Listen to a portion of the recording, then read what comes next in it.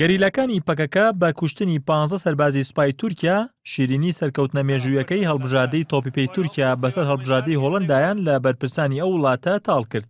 ئەحمەد داودۆغڵۆ دوای بیستنی هەواڵی کوژرانی سەربازە تورکەکان یاریگای بەجێهێشت و بۆ بەشداری لە کۆبوونەوەیەکی نائاسایی ئەنجومەنی ئاسایشی نیشتیمانی گەڕایەوە ئەنکەرە.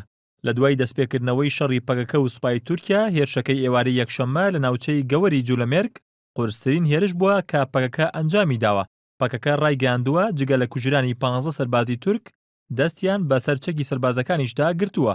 ئاژانسەکانی هەواڵی تورکیا بڵاویان کردەوە هێزەکانی پەکەکە لە شاری سووری سەر بە ئامەدیش هێرشێکیان ئەنجامدا و تیایدا 2 پۆلیسیان کوشتووە و 3 پۆلیسی تریش بریندار بوون.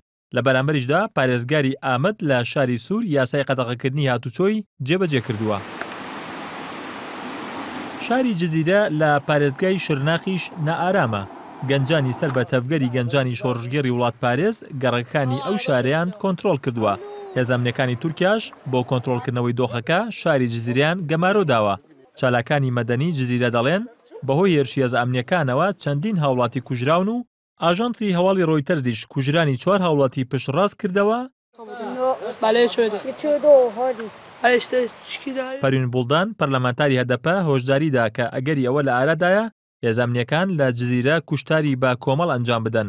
پەروین بوڵدان دەڵێت سوپای تورکیا بەنیازە تۆڵە لەو کەسانە بکاتەوە کە لە هەڵبژاردنەکانی حوتی حوزەیراندا دەنگیان بە ئاکەپە نەداوە. بەشێک لە چاودێرانی باکووری کوردستان نیگەرانی ئەوەن بارگرژیەکان بکرێتە بیانوویەک بۆ ئەوەی هەڵبژاردنە پێشوەختەکەی 1 تشرینی دووەم لە ناوچەکانی باکووری کوردستان ئەنجام نەدرێت. فرات ئانلی یەکێک لە شارەوانانی سەر بە هاتەپە پێی وایە ئەو ئەگەرە بەهێزە حکوومەت ڕێگە نەدات هەڵبژاردن لە ناوچەکانی باکووری کوردستان ئەنجام بدرێت یان لانی کەم حکوومەت هەوڵ دەدات با دروستکردنی گرفتی ئەمنی و دانانی بازگەی پشکنین ڕێگری دەکات لە بەشداریکردنی زۆرینەی هاوڵاتیان لە هەڵبژاردنەکاندا. پێشتریش سەلاحەدین دەمیرتاشی هاوسەرۆکی هەدەپە ڕایگەیاندبوو گومانی هەیە لەوەی حکوومەت ڕێگە بدات پرۆسەی هەڵبژاردن لە باکووری کوردستان ئەنجام بدرێت.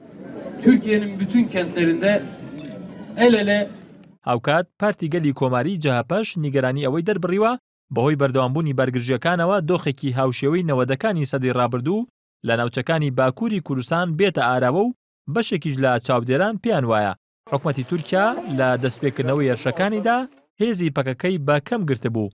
پەیوانە بووە پەکەکە دەتوانێت لە ئاستێکی بەربڵاودا وەڵامی هێرشەکانی سوپا بداتەوە. موراد ئاکینسیلار لە ناوەندی توێژینەوەی سیاسی ئامەد پێی وایە پەکەکە بەراورد بە نەودەکانی سەدەی ڕابردوو لە ڕووی سەربازی و ڕێخستنەوە زۆر بەهێزترە.